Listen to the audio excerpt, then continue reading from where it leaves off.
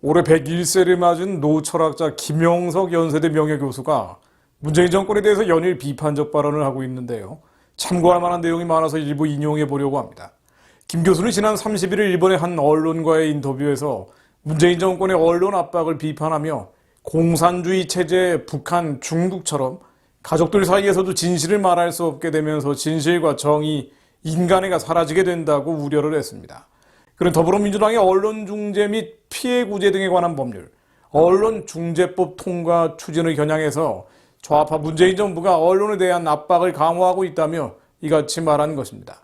특히 김 교수는 언론중재법 통과 등 언론의 자유가 없어지면 한국 사회는 당이 하는 일이 정의로 여겨지는 북한, 중국 등 공산주의 체제와 같아질 수 있다고 우려를 했습니다. 공산주의 체제와 같아질 수 있다. 1947년 남한행을 택한 김 교수는 당시 북한이 종교나 사상의 자유가 없는 나라가 될 수 있다는 사실을 깨달았다면서 70여 년 전 내가 평양에서 겪은 자유와 진실의 상실이 지금 홍콩에서 일어나고 있다고 느낀다고 말했습니다. 김 교수는 또 중국에서는 시진핑 국가주석이 마오쩌둥 시대의 강권 체제로 돌아가려 하고 있고 홍콩에서도 민주운동가들에 대한 탄압이 계속되고 있다고 했습니다. 이어서 중국의 강권 사상이 21세기에도 남아있는 것은 큰 불행이라고 덧붙였습니다. 평북 운산 출신인 김 교수는 일본 조치대에서 철학을 전공했고 30여 년간 연세대 철학과 교수로 재직했습니다. 김 교수는 문재인 정권의 북한, 중국 편향 정책에 대해서도 쓴소리를 쏟아냈습니다. 그는 문 대통령이 중국에 의지해서 북한과 통일할 수 있다고 생각하고 있는 듯한데 50년 뒤에는 이게 큰 실수라는 점을 알게 될 것이라고 경고했습니다.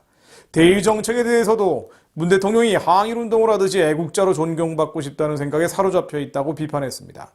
물론 좌파 진영에서는 김 교수 발언에 대해서 격렬한 비난을 하고 있습니다만 그만큼 김 교수 발언에 찌이는 구석이 많다는 것을 말하고 있는지도 모릅니다. 박원순 전 서울시장 측 법률 대리인을 맡고 있다고 하는 정모 변호사는 김 교수가 문 정권을 비판하는 발언에 대해서 이래서 오래 사는 것이 위험하다는 옛말이 생겨난 것이라고 했습니다. 오래 사는 것이 위험하다. 정 변호사는 이날 페이스북을 통해서 어째서 지난 100년 동안 멀쩡한 정신으로 안 하던 짓을 탁해진 후에 시작하는 것인지 노화 현상이라면 딱한 일이라고 했습니다. 흥미로운 것은 정 변호사가 예수 그리스도를 인용하면서 김 교수를 비난한 것입니다. 정 변호사는 김 교수를 가리켜서 그는 독실한 크리스찬으로 알려져 있고 예수라는 책을 출간하기도 했는데 예수의 삶을 존경하는 나는 그 책을 사서 읽었다가 별 내용이 없어서 실망했다고 했습니다. 이어서 가난하고 힘없는 민중들을 위해 기득권 계급을 비판하며 평등과 박애를 외치다가 34세의 십자가형이라는 악형을 당해서 생을 마친 청년 예수의 삶을 존경한다는 이가 어떻게 100세 장수를 그것도 평생 안심 인명만을 쫓은 안온한 삶을 자랑할 수 있는지 의문이 아닐 수 없다고 했습니다. 그러면서 이제는 저 어르신 좀 누가 말려야 하지 않을까, 자녀들이나 손자들 신경 좀 쓰시길 바란다고 적었습니다. 김영석 교수는 1920년생입니다. 100년을 오롯이 살면서 대한민국의 살아있는 역사를 체험한 인물입니다. 오래 사는 것이 위험하다는 험한 말을 쏟아낸 정 변호사는 1970년생입니다.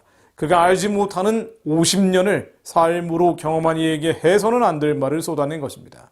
예수 그리스도로 이른바 민중을 위해 기득권 계급을 비판한 혁명가나 운동가인 양 보는 것은 영적인 눈이 감긴 소위 민중신학, 해방신학 계열에서 흔히 하는 말이죠. 예수님이 이 땅이 아닌 저천을 말하신 분입니다. 육신이 아니라 영혼의 구원을 전하신 분입니다. 문재인 정권이 비판받는 것은 영혼의 구원을 위한 주님의 몸 되신 교회를 온갖 악법으로 찍어 누르고 결국 북한의 구원은 물론 우리 다음 세대의 구원마저 회방하고 방해하고 있기 때문입니다. 이런 식이면 세계 구원의 사명을 감당해야 될 한민족 교회가 교회를 완전히 해체한 또는 해체 중인 북한이나 중국처럼 닮아갈 것이라고 김영석 교수가 염려한 것입니다. 얼마 전에는 국회의장을 향해서 욕설인 개 XX로 받아들여지는 GS, GG라는 표현을 구사하고 부친의 부동산 의혹에 책임을 지고 사퇴한 윤희숙 의원과 관련된 가짜뉴스를 발설한 의원도 있습니다. 사석에서 만취해서 한 발언이라도 문제일 텐데 페이스북과 라디오 방송 인터뷰에서 버젓이 그렇게 했습니다. 더불어민주당 미디어 특위 부위원장으로서 언론중재법 개정 추진의 핵심 인물인 김승원 의원이라고 하는데요. 김 의원이 지난 30일 자신의 페이스북에 박병석이라고 적은 뒤에 GSGG라는 표현을 덧붙였습니다. 이런 사람이 가짜뉴스를 막겠다면서 위헌적인 법률 개정에 앞장서고 있는 것입니다. 저질, 막말, 폐륜, 그리고 그 뒤에 저주와 증오만 번뜩입니다. 그리고 대다수 국민은 침묵해버리고 특정 지역, 특정 집단, 특정 계층은 환호를 보내고 있습니다. 이렇게 가다가는 한반도가 나치 같은 세력이 등장하지 말란 법이 없습니다. 그러나 우리는 역사의 주관자가 하나님이심을 믿습니다. 시편 105편 17절로 그가 한 사람을 앞서 보내셨으며 요셉이 종으로 팔렸도다. 그의 발은 착고를 차고 그의 몸은 쇠사슬에 매였으니 곧 여호와의 말씀이 응할 때까지라. 그의 말씀이 그를 단련하였도다. 왕이 사람을 보내어 그를 석방하며 뭇 백성의 통치자가 그를 자유롭게 하였도다. 요셉의 13년 억울한 종살이 옥살이는 하나님이 허락하신 것입니다. 대한민국의 혼돈, 혼란도 우리의 죄악 때문이지만 하나님이 허락하신 것입니다. 그러나 주님은 환난 가운데 요셉을 단련시키신 것처럼 대한민국의 남은 자들을 연단하고 계심을 저는 확신합니다. 여호와의 말씀이 응할 때 요셉이 석방돼서 묵백성의 총리로 주님께서 삼으신 것처럼 한반도 전역에 여호와의 말씀이 응하면 모든 것이 뒤집어질 것입니다. 평양의 우상체제는 무너질 것입니다. 그와 연결되어 있는 어둠의 권력들의 어둠의 권세는 남과 북에서 모두 깨어질 것입니다. 하나님을 두려워하며 경외하는 이들이 지도자로 다시 일어나게 될 것입니다. 그러나 그 전제는 그 연단을 통과하는 것입니다. 우리 안에 죄성들이 남아있는 불순물들을 철저하게 회개하고 십자가를 지기에 부족함이 없는